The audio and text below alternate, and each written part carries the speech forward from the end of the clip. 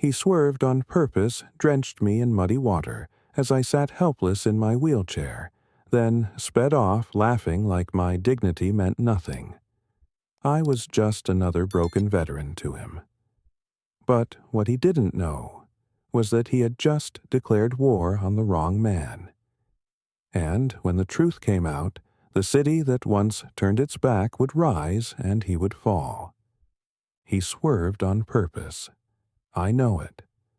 The way his tires cut toward the curb just as I rolled past the cracked sidewalk, the way his eyes flicked to mine through the tinted glass before the roar of the engine surged, and the wave of filthy brown street water exploded up from the pothole. It wasn't an accident. It was a message, and as the cold, gritty water slammed into my chest-face arms and soaked my only blazer, my Army-issued wheelchair now drenched and sludged, I sat there stunned, feeling every set of eyes on the corner freeze, every mouth gasp, then pretend to look away. All while the black SUV faded into traffic like it had just done the world a favor. Just a joke, someone muttered behind me. I could still hear their chuckles. But to me it wasn't just a joke. It was an act of war. I wiped the mud from my face with the sleeve of my shirt, my fingers trembling not from the cold, but from something deeper. Shame, rage, grief, not for the clothes, not even for the physical sting of dirty water in my eyes, but for the look on that young boy's face, maybe 8 years old, standing by the bus stop with his mother watching the whole thing. He didn't laugh. He just looked confused, like he couldn't understand why someone would do that. And that broke something inside me, because neither could I. You see, I wasn't always in a chair, and I wasn't always invisible. Once I wore a uniform that commanded respect. Once I stood in a desert 8,000 miles from here, breathing sand and sweat and blood, protecting people I'd never met for reasons I never fully understood. And I did it with pride. I lost more than movement in my legs out there. I lost friends, brothers, a sense of purpose. But I came back. I came home. Only to find that the battle hadn't ended, it had only changed shape. That splash. It wasn't the first blow, but it was the one that hit deepest, because it told me without words what the world thought of me now. A broken man, a burden, a joke to be laughed at while mud drenched his medals. I sat in the middle of the sidewalk dripping while people passed by like I was just another pothole in the pavement. The receptionist at the bank I was heading to stood frozen behind the glass door, then slowly turned away. Even the crossing guard across the street pretended to fiddle with his phone. No one helped. No one asked if I was okay. Until a shadow fell across me. A woman's voice, soft but steady, said, "Sir, do you need help getting cleaned up?" I looked up. A young black woman in scrubs, maybe a nurse. She didn't flinch, didn't pity, just offered a hand and a bottle of water from her bag. I nodded wordlessly. She knelt beside me and wiped the grime from my face like I was her own father. I wanted to speak, but my throat was tight. She smiled gently and said, "My dad's a vet, too. He always said America owed him more than silence." That was the moment I decided I wouldn't let this go. Later that day, I sat in my tiny apartment in South Philly, peeling off wet clothes, replaying the moment again and again in my mind. I knew I had to do something. Not just for me, but for every old soldier in a chair, every woman pushing a stroller while cars swerved too close, every kid who learns to laugh at people like us because no one teaches them not to. I grabbed an old composition notebook from my bookshelf and wrote on the first page the mud incident. I listed the time, the place, everything I remembered about the car, black Chevy Suburban license plate, started with 6 Zeta B. tinted windows, custom rims. Then I started drawing a map of the street marking exactly where it happened. It felt silly at first, like maybe I was making too much of it. But then I remembered that face, that boy, and that silence. And I knew this wasn't just about mud, it was about respect, dignity, and the quiet war that people like me fought every day in a country that promised more than it delivered. I called the police station the next morning, filed a report. The officer on the line barely hid his yawn. "We'll look into it," he muttered. I knew he wouldn't, but I made sure to get the case number anyway. Step 1. Then I posted a message in the local neighborhood app. Just a short note. To the driver who splashed a wheelchair-bound veteran on Broad Street yesterday, I saw you. So did others. I'll be following up. Within hours, I got private messages from people I didn't know. I saw it too. You're not alone. I think he did that to a delivery guy last week. And then came the name Malcolm Crane, a real estate developer. Lived 4 blocks from me in a townhouse 3 times bigger than my building. Drove a Suburban. Known for being loud rich and above consequences. And now known for something else. That was when the story really began. Because I realized if this city wouldn't give justice, I'd take it. And this time, I'd fight back the only way I knew how, by standing taller than they ever thought I could, even if I never stood again. My name is Arthur Langston. I'm 63 years old, a father of 2, a grandfather of 4, and a veteran of the 82nd Airborne Division. I served 3 tours, 22 years in the Army, and lost the use of my legs in the Kandahar blast of '07. The doctors said I was lucky to be alive. I didn't feel lucky. Not when I came back to a country that saw my uniform, thanked me for my service, and then forgot I existed the moment I rolled past their line of sight. I've been living alone in a rent-controlled apartment above a pawn shop for the past 8 years. I cook my own meals, fix my own chair, and keep a tidy life because that's the only way I know how to survive without being a burden. I'm not asking for pity. I never have. But I've always believed I was owed dignity. And on the day that Suburban threw that wall of mud across my chest, that dignity was ripped away in broad daylight. You see, I'd spent the last 10 years trying to disappear quietly. I never wanted to be the kind of man people stared at. So I kept to my roots, stuck to back sidewalks, even avoided crowded places because being pitied was just another form of being humiliated. But the older I got, the more I realized disappearing wouldn't protect me. Not from people like Malcolm Crane. After the post I made in the neighborhood forum, something strange happened. People started noticing me. Not because of the chair, but because I had a voice. Strangers started waving, some even stopping me in grocery aisles to say they saw the incident, that they were sorry, that it wasn't right. One woman told me she'd been hit by the same car 2 weeks earlier. He just laughed and drove off, she said, like it was a game. Another man, a UPS driver, sent me a message with a dash cam clip. "Don't know if it's helpful," he wrote. It was more than helpful. It showed Malcolm's car veering into the puddle purposefully, his smirk visible through the windshield, like he was proud of it. That night I watched the clip a dozen times, not because I wanted revenge, but because I needed to see it clearly. This wasn't a fluke. It was targeted. And I wasn't his only victim. I was just the first one who wouldn't let it slide. I reached out to a legal aid group downtown. They assigned me to a young lawyer named Daniel Wu, mid-30s, clean-cut, fire in his eyes. First thing he said when I rolled into his office: "Thank you for your service, Mr. Langston.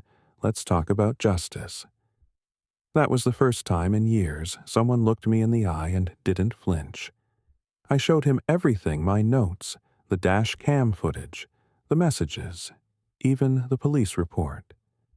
He leaned back in his chair and shook his head slowly. "This guy thinks he's untouchable," Daniel said. "Let's touch him." We filed a civil suit for public endangerment and harassment of a disabled veteran. It was a long shot, but it was enough to draw attention. Enough to make noise. Within a week, the local paper ran a story, "Veteran Soaked in Public Humiliation. A City Looks Away." My phone didn't stop ringing. Some reporters wanted quotes. Others wanted a story. But the most important call came from a schoolteacher, Ms. Carmen Ellison. She taught at the elementary school near the intersection where it all happened. "My students saw it," she said. "They're asking questions about who you are. I'd like you to come speak to them. If you're willing." I hesitated. I hadn't spoken to a classroom in decades. I didn't think I was the right person. But that little boy's face at the bus stop watching me get soaked, it haunted me. And maybe this was how I faced it. The next week I wheeled myself into Miss Ellison's classroom. 25 wide-eyed faces stared at me. I told them who I was. I told them about service, about the flag, about dignity. I didn't talk about war. I talked about what it meant to come home and still have to fight. I ended with this: you don't have to wear a uniform to stand up for what's right. Sometimes you just have to stand right where you are and say, "This is wrong." One boy raised his hand. "Is that man going to get in trouble?"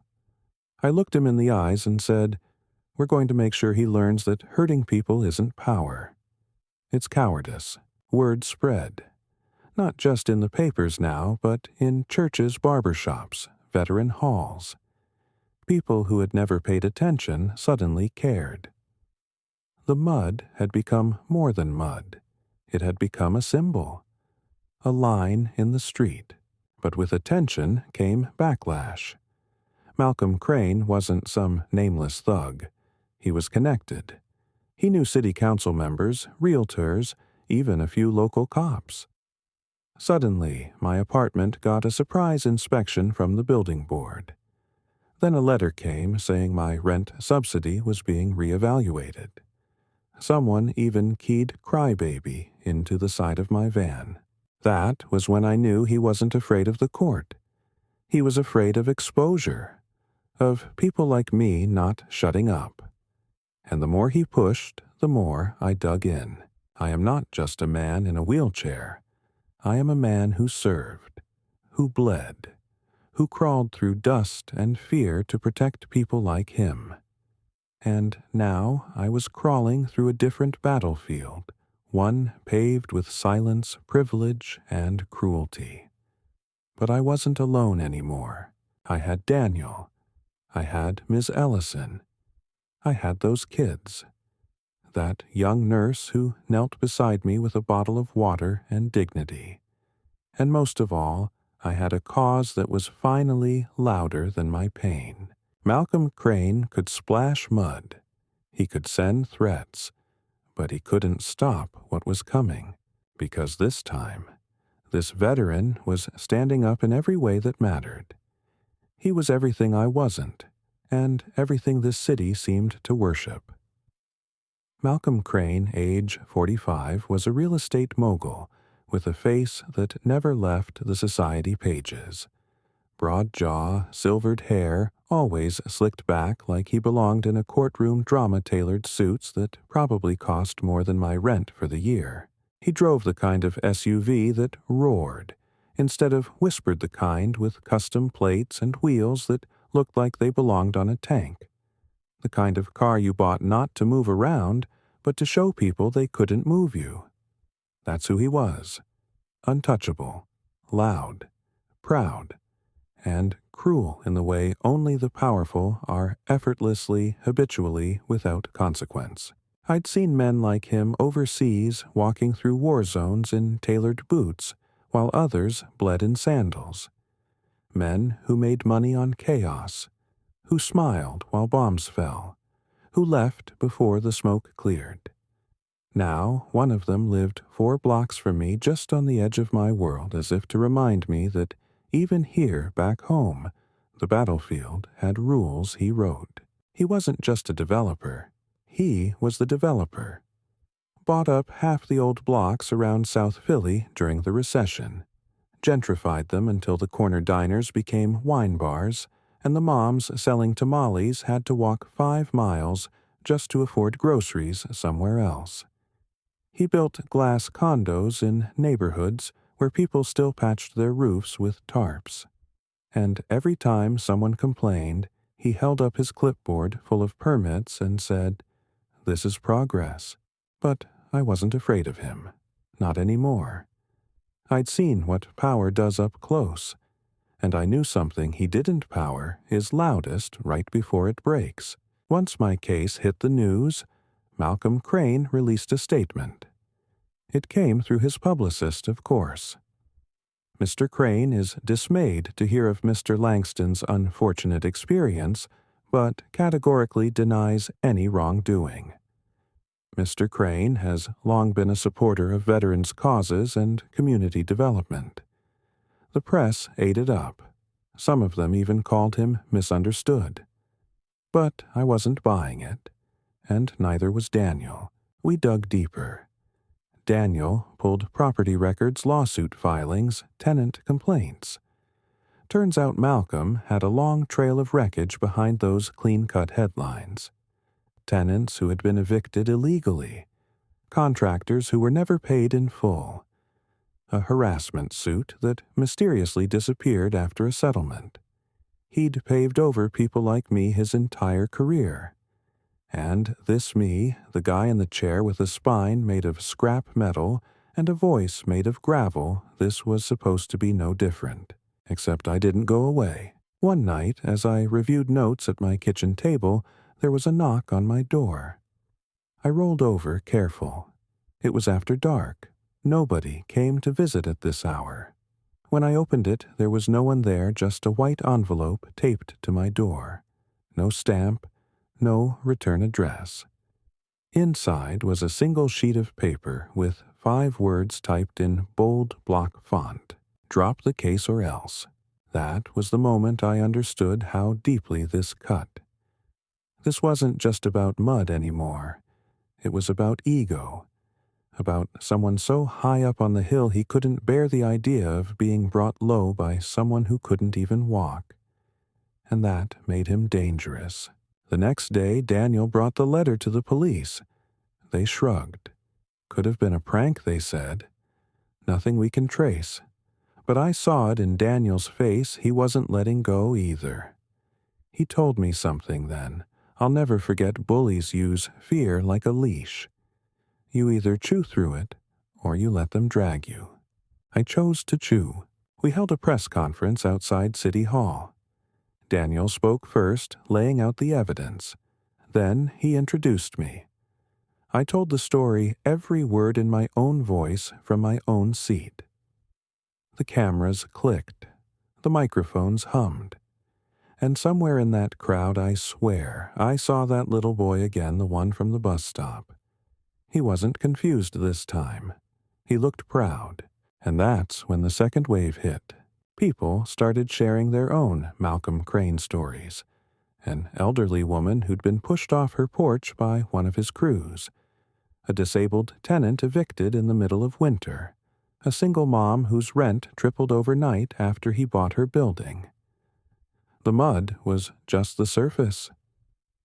Underneath was a flood of rot, and it was rising fast. But Malcolm... He doubled down.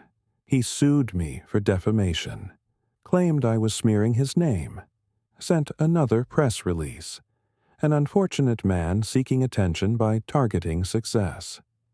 And then came the worst blow, a segment on local television, where he stood next to a framed military plaque and talked about his deep respect for our nation's heroes. I watched that clip in silence. My fingers gripped the wheels of my chair so tightly I thought they'd snap. It was like watching someone spit on your soul and call it rain. But I knew something he didn't. My story wasn't mine anymore. It belonged to the people who finally saw the truth behind the glass walls and glossy suits. And the more he talked, the more he showed them what kind of man he really was. I didn't need to fight alone, because when a man like Malcolm Crane tries to drown you in mud, all you have to do is stand still long enough, and the filth starts to cling to him instead. The first time I realized the city wasn't with me was when I passed the corner of Broad and Ash. Again, the very place Malcolm Crane had drenched me in mud, and saw the puddle still there, untouched. It had rained the night before, and you'd think the city would have done something, patched the pothole, set up cones, posted signs. But no. It sat there like a scar no one wanted to heal, as if the city itself had decided that I wasn't worth the repair, and in a way that puddle told the truth better than any press release ever could. At first, I had hope. After our press conference, the community was buzzing. Messages flooded the forum. Veterans groups reached out. Even the local NAACP chapter offered to help amplify the story. For a brief moment, it felt like justice might be real, but then the silence started. Subtle at first, like a cold draft under a closed door. Calls that went unanswered. Emails ignored. A reporter who said, "Sorry, the editors decided not to run the follow-up." Suddenly, all those people who said they supported me disappeared into shadows the moment the spotlight got hot. I began to understand how power defends itself not through violence, but through fatigue, through red tape, through delay after delay after delay, until the clock runs out on your spirit. City Council scheduled a hearing on civil treatment of the disabled. Malcolm was invited. I wasn't. Daniel called to protest, and they claimed it was due to limited time and relevance. Relevance, I was the man in the chair. I was the one who had been soaked, ridiculed, and threatened. But to them, I was just a headline gone stale. Then came the worst betrayal, the local Veterans Affairs office. I had reached out to see if they would submit a letter on my behalf, or at least acknowledge the case. Their response, a polite but empty statement. We do not involve ourselves in ongoing civil matters. I'd spent years giving my body to a system that now wouldn't give me a single sentence of support. That hurt in a way Malcolm Crane never could. But Daniel, he didn't waver. "This is part of the plan," he told me one night, his eyes burning over stacks of affidavits. "They're hoping we give up. They think if the machine doesn't crush us, we'll just stop pushing." And I almost did. I remember sitting alone at my kitchen table one night, staring at my old military photo on the wall. The young version of me in desert camo, standing tall, no wheelchair in sight, full of fire and foolish trust. I looked at him and wondered if he'd be disappointed in the man I'd become. A man who needed help to reach the top shelf. A man whose dignity had to be defended with court filings instead of fists. But then I remembered that boy at the bus stop, and the nurse, and Miss Ellison's classroom full of tiny hands that had clapped when I spoke. I remembered the UPS driver's dashcam footage, the messages from strangers, the whisper of unity that had briefly echoed through this city. Maybe the system turned its back, but not everyone had. 2 days later, a message arrived. It was a link, just a short video. No text, no signature. I hesitated before clicking. The video was grainy handheld, clearly taken on a phone. It showed Malcolm Crane's Suburban parked outside a construction site.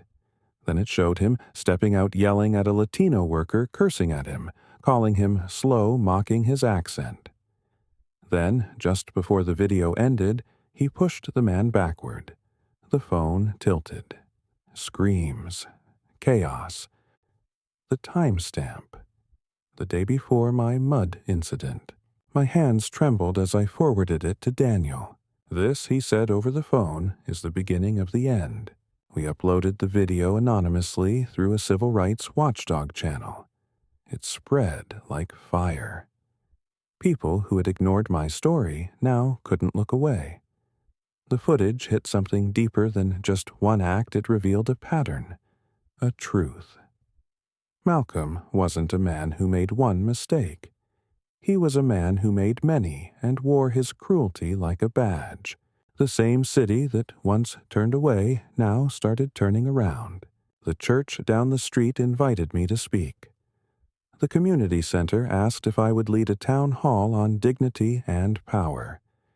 Even a city council member who had once avoided my calls publicly demanded a new investigation into Crane's properties. They couldn't ignore the footage. Not anymore. "But, Malcolm," he lashed out. His lawyers filed an emergency motion to gag me from speaking publicly. They claimed I was inciting hostility and endangering a private citizen's right to fair reputation. The irony made me laugh out loud in the courtroom hallway. The man who drenched me in mud was now crying about getting wet from the truth. The judge denied the motion, and that denial, just 2 words stamped in ink, was the first time it felt like the scales had tilted even slightly. Outside the courthouse, a small crowd had gathered. I didn't know any of them.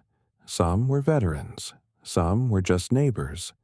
One carried a sign, "Respect the man, not the mud." I rolled forward, looked out at them, and I said, "I am not here because I want revenge. I'm here because I deserve respect. And so do you." The cheers were quiet but real.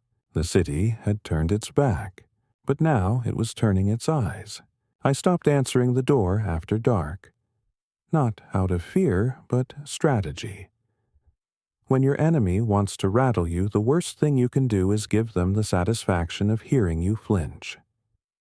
Instead, I kept the lights low, the blinds drawn, and the notebook open. Each night I added a new line, a new name, a new detail. The resistance wasn't loud, but it was steady, built on memory truth, and people who had finally decided enough was enough. Daniel called it the Quiet War. It started with the janitor at City Hall, a Vietnam vet named Reggie, who'd been pushing a mop down the same hallway for 25 years. He slipped us internal memos about zoning violations on Malcolm Crane's projects. "They try to hide it in the fine print," he whispered, "but I've learned to read the dirt under the ink."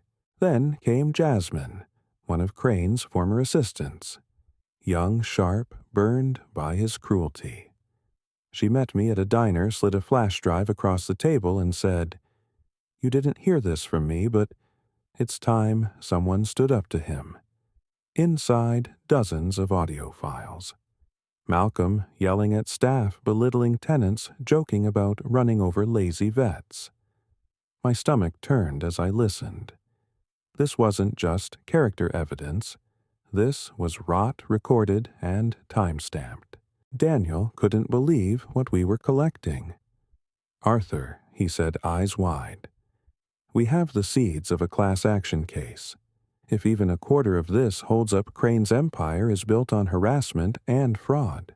But we didn't go public yet, because if this fight had taught me anything, it was this: timing was everything.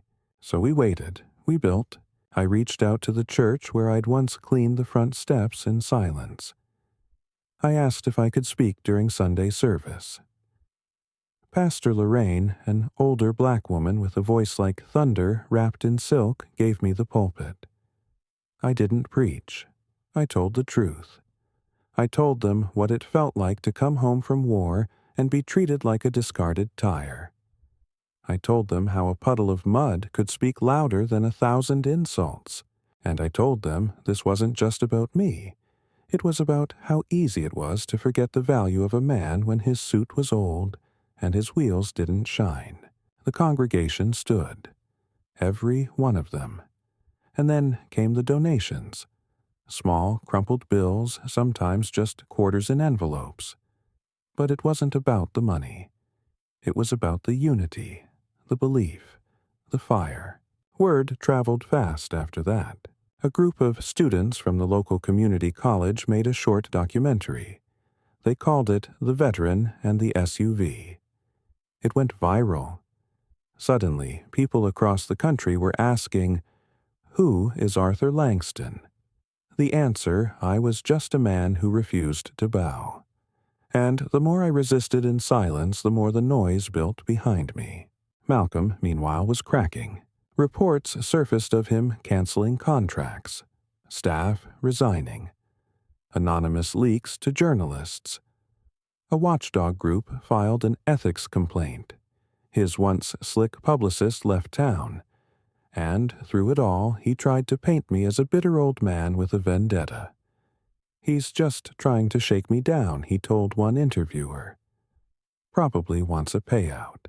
But I didn't want money. I wanted decency. One morning, I wheeled myself down to the courthouse not for a hearing but to deliver a sealed folder to the clerk.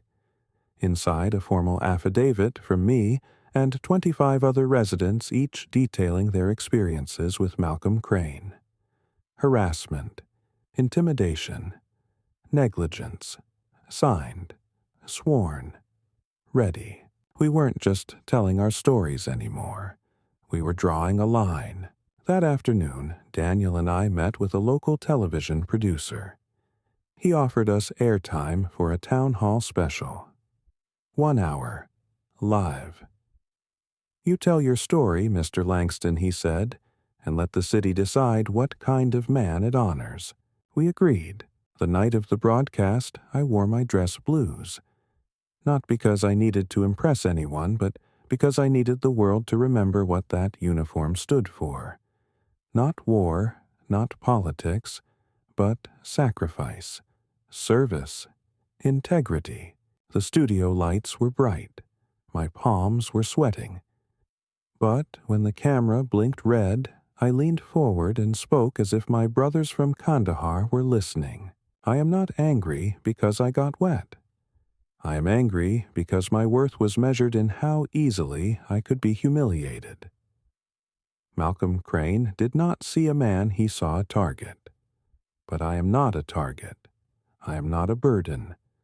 I am not an old story. I am a voice. And I am not alone anymore. When it ended, I rolled off set in silence. The phones at the station rang for hours. The next morning, someone had spray-painted on Malcolm Crane's downtown office wall in bold white letters, "Dignity doesn't roll over." The city was no longer quiet. The resistance had become a movement. And Malcolm Crane, he was standing in the middle of a storm he could no longer control. The courthouse steps felt taller that day. Not because they were any higher than usual, but because I knew the climb ahead wasn't physical. It was the burden of truth we had carried this far.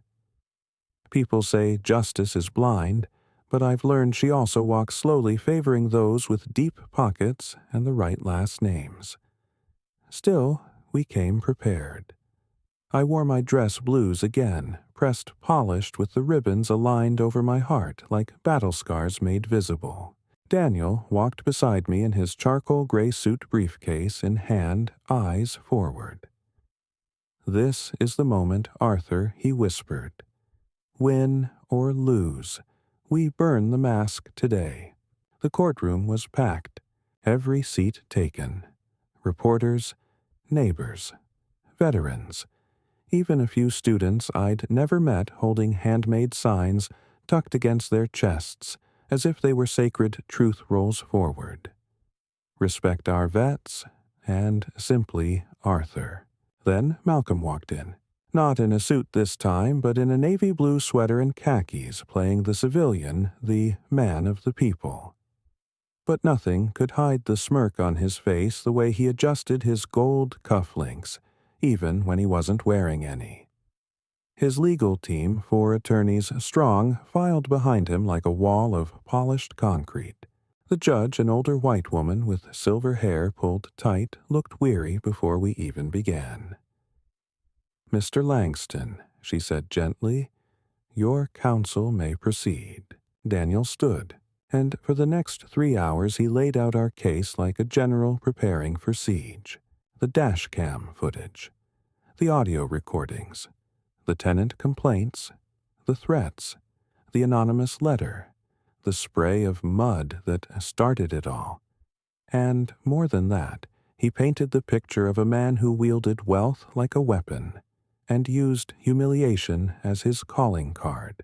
Malcolm's defense: that I was exaggerating, that the dash cam didn't prove intent, that the audio was edited, that I was bitter, that I wanted attention, that I was, in their words, a professional victim. Then came my turn. I rolled forward, slowly adjusted the microphone, and spoke without notes. "Your Honor," I began, voice low, steady. "I did not come here today because I want revenge. I came here because dignity has a cost. And too many people have been paying that cost in silence. I told my story, not just the mud, but the war, the return, the isolation. The child's eyes at the bus stop, the nurse, the threats, the silence, the noise, the fear, and the decision to fight not with fists, but with truth." Then I stopped, and Daniel asked the judge if we could call one final witness. The courtroom murmured.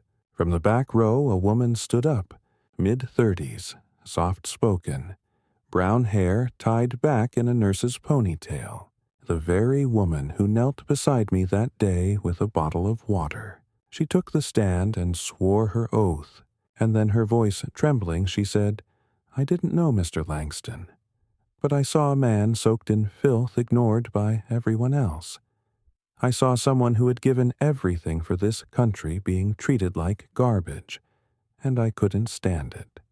That day, that moment, it changed me, because I realized the world only gets better when good people stop walking past the pain." The silence that followed was holy. Even the judge sat still, lips pressed. Malcolm's lawyers scrambled, objected, tried to discredit. But the room had already shifted. The jury saw it, felt it, the imbalance, the rot, the truth. And then, just as we thought we were done, Daniel approached the bench with a sealed envelope. "Your Honor," he said, "we submit this new piece of evidence for the record." The judge raised an eyebrow. And what might that be? Daniel handed it over. A notarized confession from Malcolm Crane's former project manager, detailing years of tenant abuse, safety violations, bribes, and, most crucially, that Mr. Crane bragged about soaking the crippled vet at the office the day after it happened. Called it a power play. Laughed. The courtroom exploded. The judge banged the gavel. Order, but it was too late. The truth had detonated. Malcolm turned pale. For the first time, his face cracked. He leaned into his attorney, whispering frantically. The man looked back at him and whispered, "It's over." And it was. The next morning, the judge ruled in our favor. Malcolm was found liable for harassment, defamation, and public endangerment. A class action investigation was opened into his business dealings. His development licenses were suspended pending review. Fines, restitution, public apology. But none of that compared to what happened when he walked out of court. A crowd had gathered, not to cheer me, but to face him. Dozens of people, young, old, black, white, stood silently as he passed. Some held signs. Others just stood with arms folded. And as he stepped down the courthouse stairs, someone shouted, "You splashed the wrong man, Malcolm." He flinched. For the first time, I saw the man behind the SUV, small, brittle, not untouchable at all, and I, still in my chair, sat taller than ever before. The morning after the verdict, I wheeled myself to the same spot on Broad and Ash where it all began. The sun was breaking through the clouds, casting golden streaks across the sidewalk like God himself was drawing lines between the broken pieces of this city. The pothole was gone, patched overnight by a public works crew who hadn't said a word, but left behind a yellow safety cone like a quiet apology. For the first time in months, I sat there not as a victim, not as a plaintiff, not as the veteran who got soaked, but as a man simply watching the light return. Children passed me on their way to school. One of them, a boy with a Spider-Man backpack, paused mid-step. I recognized him. The same boy from the bus stop that day. He looked at me unsure, then smiled and lifted his hand in salute. I returned it, a full military salute. Sharp, steady. And in that moment I knew I had won something far more powerful than a court case. I had reclaimed my place. That afternoon, the city held a press conference. Not for me at least, not officially, but for the announcement of a new Office of Veterans' Rights and Protections. The mayor, under pressure from voters and media, vowed that no disabled veteran would ever be overlooked again. They unveiled a plaque at the intersection where it happened, dedicating the sidewalk to Arthur Langston and every voice that refused silence. I didn't cry, not because I didn't feel the weight, but because my tears had already been shed in silence and darkness when the world didn't see me. Now I had something else. Visibility. Vindication. Malcolm Crane never apologized. He disappeared from the city soon after. Rumors swirled, sold his properties at a loss, left for Europe, some said rehab. I didn't care, because I didn't fight for an apology from him. I fought for the dignity of people like me, people who had been shoved to the curb, soaked in silence, and told to be grateful for scraps. One evening, I returned to Miss Ellison's classroom. The kids had made posters, some with crayon rainbows, others with tank drawings and wheelchairs turned into rocket ships. One read, "Respect Roles." I spoke to them this time not about the war, but about choices. About what it means to see someone hurting and do something. Anything. You don't have to wear boots or battle gear to be a hero, I said. Sometimes all it takes is standing beside someone when the rest of the world walks away. A few weeks later, the young nurse who had helped me that day found me again. Her name was Latoya. She brought her father himself, a retired Marine, who shook my hand like we'd fought in the same foxhole. You reminded this city who we are, he told me. Not broken, not forgotten, just quiet, until it matters. Community groups started inviting me to speak. Churches, VFW halls, town meetings. They didn't want headlines, they wanted hope. I gave it to them not because I was special, but because I'd been through the fire and lived to tell about it. Because the same wheels that rolled me through humiliation now carried a message worth hearing. You matter. Months passed. Seasons shifted. One crisp morning, I rolled onto the steps of a new construction site where a community center was being built. The contractor, a young Latino man with kind eyes, waved me over. "We're naming this after you, Mr. Langston," he said. "The Langston Center for Dignity and Courage. First floor's got a disability resource hub, all ADA compliant. Want to cut the ribbon when it opens." I laughed. Only if there's cake. But the truth, that building meant more than cake or plaques or speeches. It meant I hadn't just survived injustice, I had transformed it. And then, one ordinary afternoon, it rained. Not a storm, not a downpour, just a light, cleansing drizzle. I wheeled to the park and sat under the awning near the playground watching kids leap through puddles. Not one car swerved toward me. Not one face turned away. Instead, a woman walking her dog stopped and said, "You're Arthur Wright. Thank you for not staying quiet." I looked up.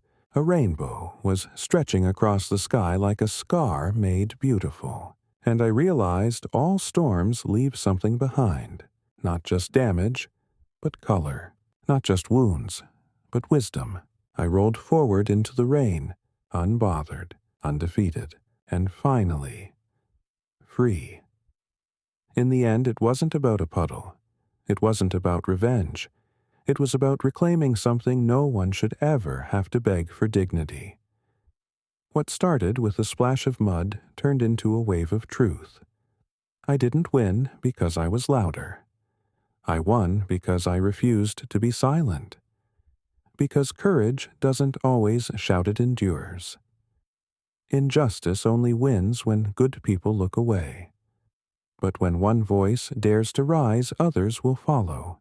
And together, we don't just fight back, we change the story, the meaning of life. It's not about what knocks you down.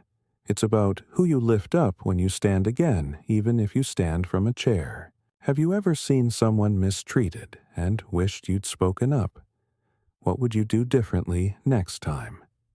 Like this video, if Arthur's story moved you, share it to inspire someone who feels invisible.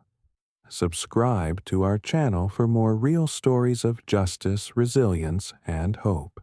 Because the world needs fewer bystanders and more Arthurs.